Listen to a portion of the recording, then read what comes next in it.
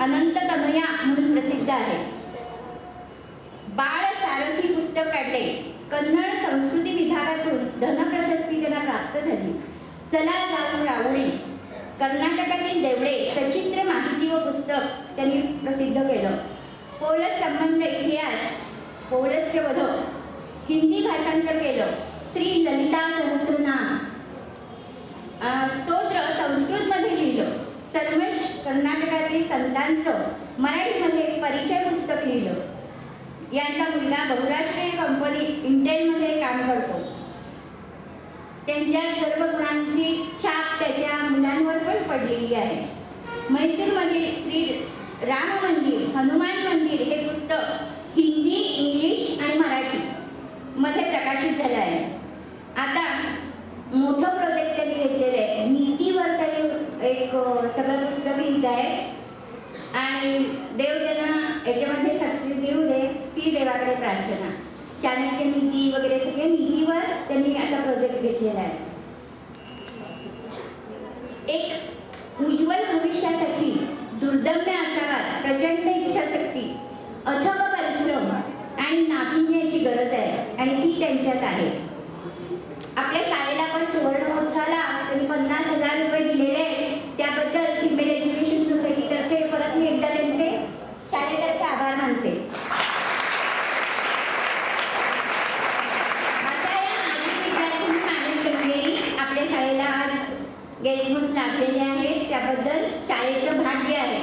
अशाच माजी विद्यार्थ्यांनी खूप उज्ज्वल यश घेऊन आपल्या शाळेत येऊ दे, हीच ईश्वरचरणी प्रार्थना. आणि त्यांचे पुढील आयुष्यात त्यांना यश जिंकून त्यांना दीर्घायुष्य लाभू दे, ही मी ईश्वरचरणी प्रार्थना करून माझे 2 शब्द पुरे करते.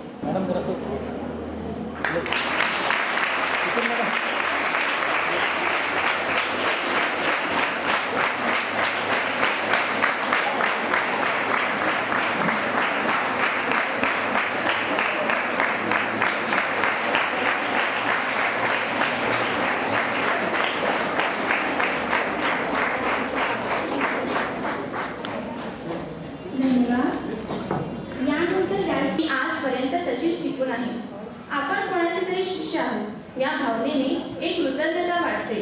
भारतीय गुरु परंपरेत गुरु शिष्यांच्या अनेक जोड्या प्रसिद्ध आहेत. मात्र एक प्रकारची गुरुनिष्ठा पाहिला नेहमीच पूजनीय मानले जाते. गुरुपौर्णिमा ही सद्गुरूची पौर्णिमा मानली जाते. पौर्णिमा म्हणजे प्रकाश. गुरु शिष्याला ज्ञान देतो. तो ज्ञानाचा प्रकाश आपल्यापर्यंत पोहोचावा म्हणून गुरुची प्रार्थना करायची तो हा दिवस. गुरु म्हणजे ज्ञानाचा सागर. जलाशयात पाणी विपुल आहे, परंतु घागरीने आपली मान खाली केल्याशिवाय म्हणजेच विनम्र झाल्याशिवाय पाणी मिळू शकत नाही. त्याप्रमाणे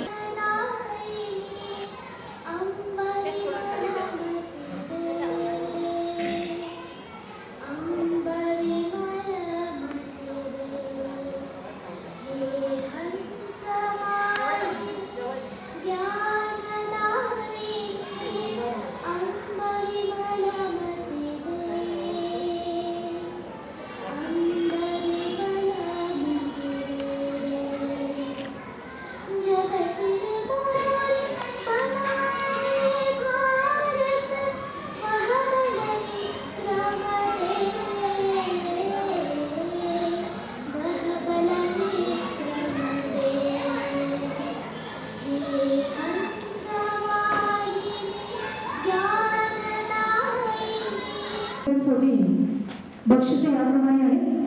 Shrimati Rukminibai Pusalkar prize of rupees 150. Shri Vijay Wankar prize of rupees 250. Shrimati Ramabai Badgi prize of rupees 125. Shrimati Vijaya Wadke prize of rupees 75. Shrimati Ushatai Gogte prize of rupees 30. Shri SM Shah prize of rupees 30. Shrimati KG Chhatre prize of rupees 40. Shrimati Saraswati Garde prize के prize of English Shubhangi Solewadi 92.3% of marks. बक्षिस अशी आहेत. Shrimati Rukminibai Pusalkar prize of rupees 125. Shrimati Ramabai Badgi. कुठून सुरुवात करावी ह्या संभ्रमामध्ये असताना अगदी प्रथम आजचा दिवस, त्याचं महत्त्व आणि ह्या शाळेबरोबर असलेले माझे अर्ध्या शतकाचे जवळजवळचे संबंध. सुरुवातीला मुख्याध्यापिका प्रेमलताबाई लताबाई कित्तूर आणि माझ्याबरोबर असलेले माझे बंधू असले श्रीकांत कित्तूर आणि त्यांची धर्मपत्नी विद्या कित्तूर ह्याला मला इथं बोलवल्याबद्दल मुख्यतः रविंद्र खडसे यांनी गंभीर त्यांचा आभार आहे. हा आजचा दिवस जेव्हा आपण गुरुपौर्णिमा म्हणून साजरा करतो तर कुठल्याही व्यक्तीची प्रथम गुरु माता असते. म्हणून मी माझ्या मातेचं स्मरण प्रथम करते आणि नंतर आमच्या गुरु ह्या आमच्या माता असतात. तेव्हा हे दोन्ही सूत्र एकीकडे बांधण्याचं जे काम त्यासाठी जगज्जननी माझ्यावर हे सतत कृपाचक्र घेऊन आहे अशा त्या ललिता मातेला मी वंदन करून माझ्या आजच्या विषयाचा प्रारंभ करते. अगदी खरं सांगायचं ना तर मला आता बोलावं वाटत नाही. मला तुमच्या सगळ्यांच्या बरोबर खेळायचं आहे गं. मला माझ्या शाळेचे दिवस आठवत आहेत. मी अशीच तुमच्यासारखीची युनिफॉर्म भरली. ते सगळे दिवस आठवल्यावर वाटतं की अरे आज बोलायचं आहे आपल्याला किंवा ते कर्तव्य म्हणून पार पाडताना ज्या कर्तव्याची दीक्षा आम्हाला ह्या शाळेत मिळाली त्या शाळेच्या संस्थापिका आणि उत्कृष्ट शिक्षिका नव्हे तर ममताबाई माता अशा सोहनीबाईंना मी माझ्या मैसूरच्या चंदनरूपी सुगंधातर्फे भावपुष्पहार अर्पण करते. त्यानंतर लगेचच ज्या अविभाज्य घटक असल्यासारखं नाव येतं ते आमच्या छत्रीबाईंचे. दोघीही स्वतःला विसरून म्हणजे झोपून त्यांना हा जो आपला जो शब्द प्रकार रूढ आहे तो यथार्थ करून दाखवणारे जीवन जगणाऱ्या आणि अत्यंत साधेपणाने पण शिस्तीने मुलींची जडणघडण करणाऱ्या ह्या दोघीजणी म्हणजे वरून स्वर्गातून आलेलं आमच्यासाठी आलेलं एक मोठं वरदान असंच मला तरी वाटतं. आता तुमचं वय 12, 13, 14, 15 हे जे वय असतं हे अतिशय संस्कारक्षम असं वय असतं. आणि त्यावेळेला आपल्यासमोर जे चांगलं जे वाईट येतं ते आपल्या नकळत ग्रहण केलं जातं किंवा ते जे सांगितलेलं असतं ते कायमचं लक्षातही राहतं. आता उदाहरणं द्यायची झाली तर असंख्य पण त्यातली काहीशी निवडून मी तुमच्यासमोर मांडण्याचा यथामतीने प्रयत्न करेन. आपली जी शिक्षण पद्धती आहे ती किती उदात्त आणि उच्च आहे आणि ती केल्याने काय काय होतं हे आम्हाला सोनीबाईंनी 8वीमध्ये सांगितलं. त्यांनी सांगितलेला श्लोक होता या पठती लिखती परिपृच्छती या पठती लिखती परिपृच्छती पंडितानुपाश्रयती पंडितानुपाश्रयती तस्य दिवाकर किरणैः नलिनीधरमिव विकसते बुद्धिः या पठती. अर्थ समजावून सांगायचा तर शिक्षणाचे ह्या ज्या पायऱ्या आहेत ते सगळे त्रिसूत्रीच आहेत माझ्या निरीक्षणाने आपण ज्या बघतो ते. तर ज्याला ज्ञान संपादन करायचे त्यांनी काय केलं पाहिजे की कुणाला ज्ञान प्राप्त होतं तर जी व्यक्ती या पठती म्हणजे जे वाचन करतं म्हणजे वाचनाने ज्ञान संपादन होतं ही पहिली पायरी झाली. पुढे का आम्ही नुसतं खूप वाचन केलं बाबा आमच्याजवळ भरपूर ज्ञान आलं असं आपण म्हणू शकतो का? ते ज्ञान तात्कालिक असतं पुरेसं नसतं. मग काय करायचं? पुढची पायरी आपण जायची लिखती या पठती लिखती जे आपण वाचतो ते लिहून काढायचे.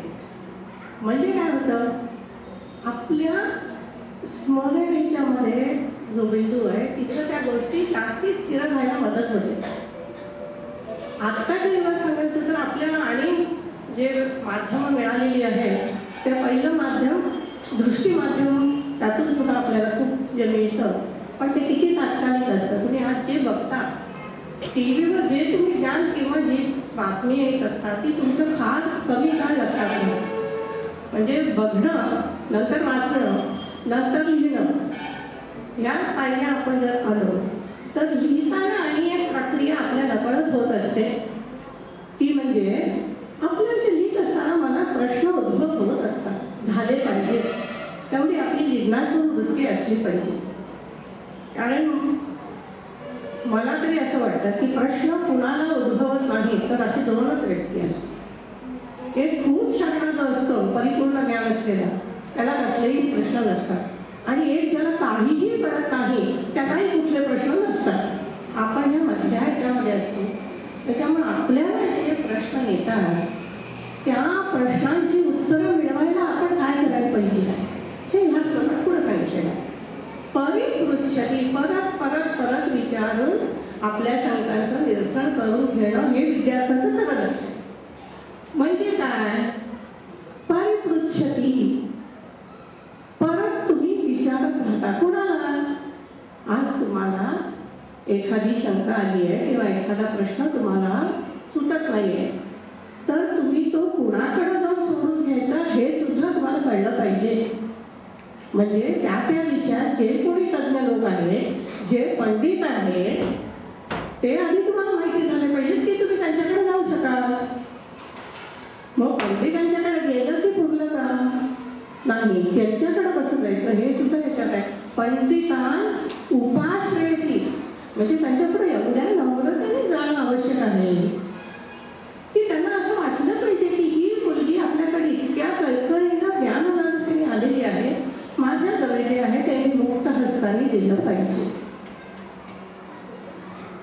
हे जेव्हा होतं तेव्हा हे झालं की तुम्हाला त्याचं सोदाहरण पटवून देणं ही संस्कृतच्या सुभाषितांची आणि एक विशेषता आहे. पुढं सांगितलेलं आहे की तस्य दिवातिरकिरणेही नलिनी त्याच्यामुळे विकासते बुद्धी. म्हणजे अशा व्यक्तीची बुद्धी इतकी विकसित होते की जसा सूर्याचे किरण त्या कमळ कलीवर पडतात आणि ते जसं पूर्ण विकसित होतं तसं ह्या सगळ्या गोष्टींमुळं आपली बुद्धी विकसित होऊन अर्थात त्याचा सुगंध आणि प्रकाश सगळीकडे पसरतोच. कारण ज्ञान हे असं आहे की जे लपून लपत नाही आणि देऊन संपत नाही. आपण जितकं देऊ तेवढं आपल्याजवळ वाटतं आणि म्हणून म्हटलेलं आहे की सर्वत्र ज्ञान होईना ज्ञान यज्ञ म्हणतात. ते ज्ञानदानाचं जे महान कार्य आहे ते तुम्हाला आज मुलींना ह्याच्याबद्दल काही वाटत नसतं. आपल्याला घेतलं शाळेला जायचं ह्याच्यात काय विशेष होतं. पण 20व्या शतकाचा पूर्वार्धाचा काळ म्हणजे 1908, 1909, 1910 वगैरे त्या काळामध्ये आपली समाज व्यवस्था अशी होती की तिथं मुलींना शिक्षण दिलं जात नव्हतं. मुलींना अत्यंत मर्यादित स्वरूपामध्ये राहावं लागायचं. त्याला नुसतं घरकामापुरतं अशा ह्याच्यामध्ये त्यांची दिनचर्या आखून दिली जात होती.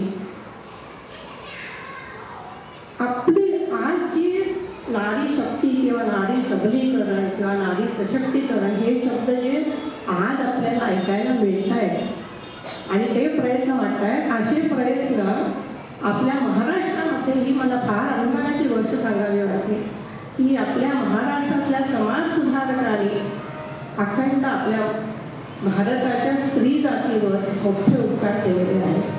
त्यांनी स्त्री शिक्षण किती महत्त्वाचं आहे ह्याचा पाया घालून देणारेच आपले महर्षी कर्वे आणि इतर अनेक समाज.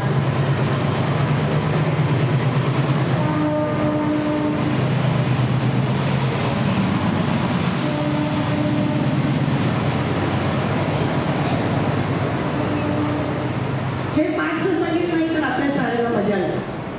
गाडीचं पार्श्वसंगीत आपल्याला हवं.